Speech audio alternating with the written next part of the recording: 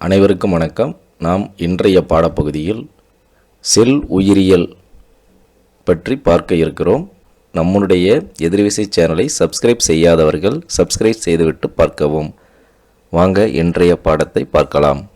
உயிரினங்களின் அடிப்படை அமைப்பு மற்றும் செயலலகு செல் ஆகும். செல் அனைத்தும் ஒன்று சேர்ந்தால் திசு, திசுக்கள் அனைத்தும் ஒன்று சேர்ந்தால் உறுப்பு, உறுப்புகள் அனைத்தும் ஒன்று சேர்ந்தால் உறுப்பு மண்டலம், உறுப்பு மண்டலங்கள் ஒன்று சேர்ந்தால் உயிரினம். விலங்கு செல்லில் பிளாஸ்மா சவ்வு உள்ளது. பிளாஸ்மா சவ்வுக்கு மற்றொரு பெயர் செல் சவ்வு. தாவர செல்லில் செல் சுவர் உள்ளது. செல் சுவர் எதனால் ஆனது? செல் சுவர் செல்லுலோஸால் ஆனது.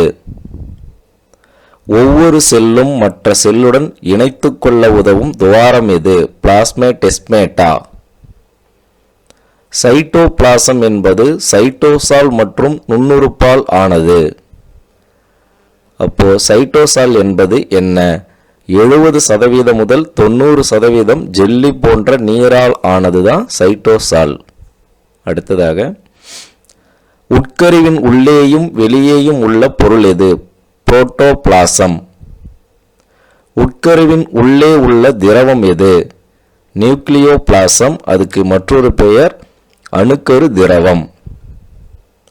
உட்கருவுக்கு வெளியே உள்ள திரவம் சைட்டோபிளாசம்.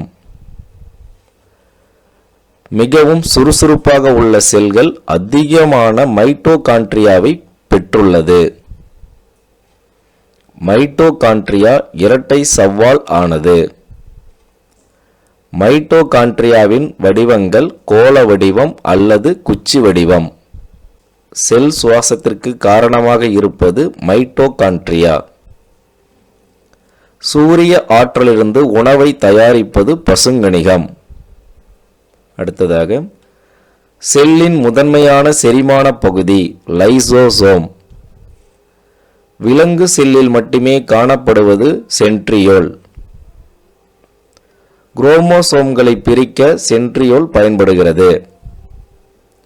சொரசொரப்பான எண்டோபிளாச வலைப்பின்னலில் ரைபோசோம் உள்ளது. மென்மையான எண்டோபிளாச வலைப்பின்னலில் ரைபோசோம் இல்லை.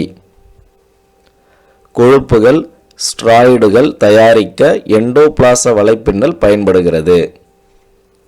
புரத சேர்க்கைக்கு உதவுவது எண்டோபிளாச வலைப்பின்னல். ஒரு தலைமுறையிலிருந்து அடுத்த தலைமுறைக்கு மரபு வழி பண்புகளை கடத்துவது உட்கரு. பெரிய செல் உறுப்பு எது? உட்கரு.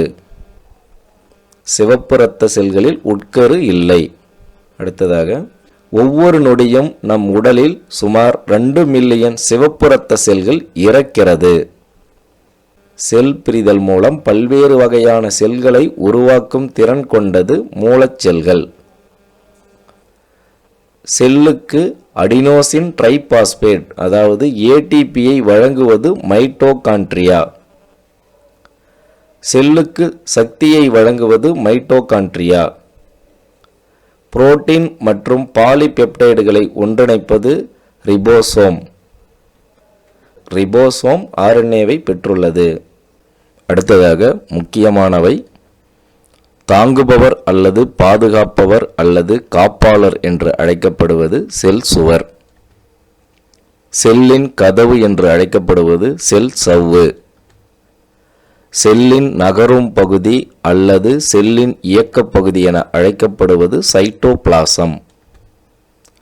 செல்லின் ஆற்றல் மையம் என அழைக்கப்படுவது மைட்டோகாண்ட்ரியா. தாவரங்களின் உணவு தயாரிப்பாளர் என்று அழைக்கப்படுவது பசுங்கணிகம். விலங்கு செல்லில் பசுங்கணிகம் காணப்படாது. தற்கொலை பைகள் என அழைக்கப்படுவது லைசோசோம்கள். செல்லின் மூளை என்று அழைக்கப்படுவது உட்கரு, நியூக்ளியஸ், அதாவது ஆங்கிலத்தில் நியூக்ளியஸ். செல்லின் கட்டுப்பாட்டு மையம் எது? உட்கரு. அடுத்ததாக, செல்லின் வடிவங்கள். தட்டை வடிவச்செல் மற்றும் தூண் வடிவச்செல் எது? எபிதீலியல் செல்கள். நீண்ட மற்றும் கதிர்கோள் வடிவச்செல் எது? தசை செல்கள்.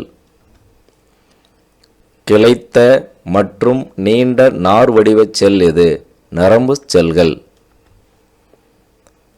வட்ட வடிவ செல், இருபுறம் குழிந்த வடிவச் செல், தட்டு வடிவச் செல் எது? இரத்த சிவப்பு செல்கள்.